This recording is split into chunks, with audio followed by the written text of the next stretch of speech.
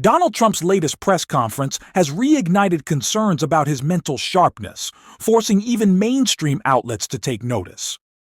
His performance was scattered and at times confusing, starting with strange remarks about crime statistics in Washington, D.C., a moment that quickly set the tone for the rest of the event. Crime in D.C. Will the administration release its own crime statistics to counter their misinformation? And will those individuals who are intentionally misrepresenting crime data and fudging the books, like you said, be penalized for endangering the public? They are under investigation right now. They are giving us phony crime stats, just like they gave other stats in the financial world, but they're phony crime stats. And Washington, D.C. is at its worst point, and it will soon be at its best point. You're going to have a very safe, you're going to have a crime-free city. I mean, I say that. You're going to have virtually a crime-free city. And these are strong men, but the criminals are strong men and women, but they're strong men. And these are people that don't play games. We're not playing games. These are criminals. Donald Trump's claims about crime statistics don't hold up. The numbers he calls fake actually come from his own Justice Department, overseen by Pam Bandy, and ultimately by him. It's contradictory to praise her work while accusing her of falsifying data. This fits a larger pattern of his presidency: rewriting history, shifting narratives, and making up talking points to defend flawed policies, one of which he was just questioned about. Thank you, Mr. President. On the Smithsonian, I know that your administration is seeking to weed out a lot of this left-wing spin that's in the museums, but we're seeing from people like Brian Stelter or other commentators that they're insinuating that you are trying to change history according to your narrative. What's your response to that, and is there anything you particularly like to do? Well, we want the museums to treat our country fairly. We want the museums to talk about the history of our country in a fair manner, not in a woke manner or in a racist manner, which is what many of them, not all of them, but many of them are doing.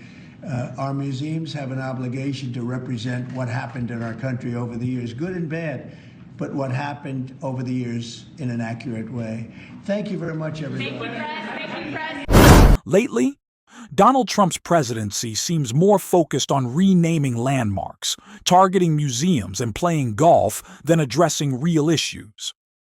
After passing massive tax cuts for billionaires, failing on tariffs, and making life more expensive for Americans, he's now leaning into distractions and grifts. This not only sets a dangerous precedent, but also gives Democrats a chance to highlight that Trump has never truly cared about free speech, truth, or free expression, values progressives have long defended. We even saw signs of his cognitive decline in a recent fabricated story he told before struggling to read on camera. Last week, they found $29 billion, and they couldn't figure out where it came from. I said, check the tariff shelf. And they said, how did you know that's where it came from? We're taking in billions and even trillions of dollars in tariffs. At this point, it seems like one of two things is happening. Either Donald Trump's team deliberately plays dumb to protect his feelings, or they truly have no idea where tens of billions of dollars came from, which is hard to believe. This culture of coddling in the White House likely exists because Trump not only acts like a toddler, but often sounds and reads like one too. Get into the system. They deserve it. Last month, I signed one big, beautiful bill and allowed no tax on Social Security for our great seniors, okay? So how's that? Not bad, right? No tax on Social Security for our seniors.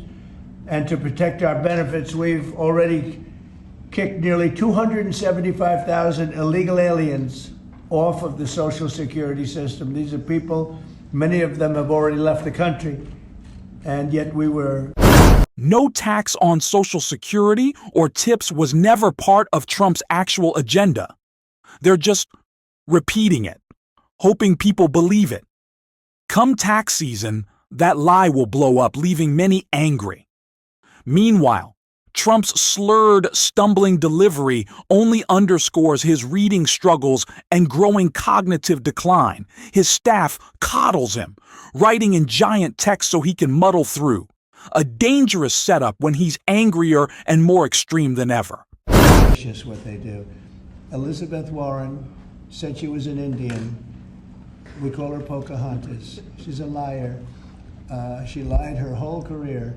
Based on the fact that she was an Indian, she was able to get into certain colleges, get certain jobs, get into certain universities to work there. She's a liar and a mean person. She's a nut job. I watched her the other night. She's all hopped up endorsing a communist in New York City. And she was all excited and jumping up and down. She's got to take a drug test. She really does. She's got to take a drug test. There's no way somebody can act that way and be normal. What she's done to our financial institutions, he destroys people. This is Trump at his most extreme, attacking Elizabeth Warren while projecting his own corruption. He's pressuring business leaders to bribe him for favorable tariffs, bending the economy to suit his crypto schemes, personal businesses, and his son's ventures. It's embarrassing to see business elites fall in line instead of standing up to him, as Tim Miller broke down. I know you're shaking your head and you're saying, why aren't these CEOs standing up? You just said to me in commercial break. Okay, yeah, I'm not saying they're not pathetic. But did Donald Trump play Tim Cook, or did Tim Cook play Donald Trump? Because Tim Cook got exactly what he wanted. And yes, he embarrassed himself. He gave Donald Trump a gold phone, but he's not paying the tariffs. And it works for his customers, it works for his employees, it works for his shareholders. What it doesn't work for is the future of capitalism and democracy. He is paying the tariffs, just not as bad of tariffs as he thought he was going to pay. And it's humiliating. And these guys, could you imagine the inverse of this? You know, what Wall Street, what your CEO buddies would be saying if Kamala Harris had been elected and she decided that in order to avoid the wealth tax that I want to put in, all you have to do is come in and give me a woke golden calf that was made by an indigenous woman of color or something. And as long as you bring me that, as long as you bring me that, crafted this basket. As long as you give me that, then you don't have to pay the tax. I'm going to pay somebody else. Everybody, the Wall Street Journal would be up in arms. The guys on Fox would be losing. The world would be on fire if that happened. And this happened, and these guys are all too afraid to say anything. It's embarrassing. It's pathetic. And by the way, I don't think it's going to necessarily bail them out. They're playing. This is a massive risk that they're playing. And Donald Trump, the market is a guardrail for him, but there's not like a magic button in the Oval Office like the Diet Coke button that's like make the market go back up. If things start to get out of hand, if things start to unravel, if we get into a recession, Donald Trump can't taco his way out of it. And so I think these guys are really playing with fire for no discernible reason to me except for short-term interests, just, the next report. Okay. How are these people in charge? They clearly don't care. Billionaires thrive in chaos. They always find ways to profit, no matter the economic turmoil. The fear-mongering over wealth taxes or unrealized gains taxes is nonsense. Their fortunes rarely shrink. Meanwhile, the middle class is disappearing as Donald Trump funnels wealth from the bottom 50% to a handful of elites. Maybe it's time to stop worrying about billionaires' worst-case scenarios and focus on the real one we're living in. Even Fox is admitting it now. Breaking news right now, and a spike in the producer price level of inflation. Take a look. Markets are selling off here because the July PPI came in up 0.9%, worse than the estimated up 0.2%. This is the headline number. It was expected up 0.2, came up 0.9%. Year over year, it is up 3.3% versus an estimate of up 2.5%.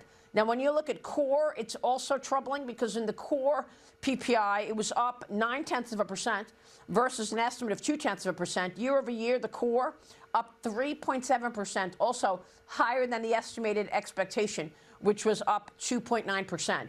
These numbers have caused markets to drop. The Dow Industrial is down 105, the Nasdaq down 71, and the S&P 500 lower by 19. Mag, we have breaking news right now, and a spike in the producer price level of inflation. Even Fox is saying it. Trump is destroying the economy. Full stop. It's clear he is an idiot, and we are taking the brunt of it. That's why we're going to keep calling it out on this show. And if you want to support that, as always, you can hit that subscribe button, leave a like on this video, and if you stuck around to the end, drop a blue heart in the comments. And until next time, I'll see you soon.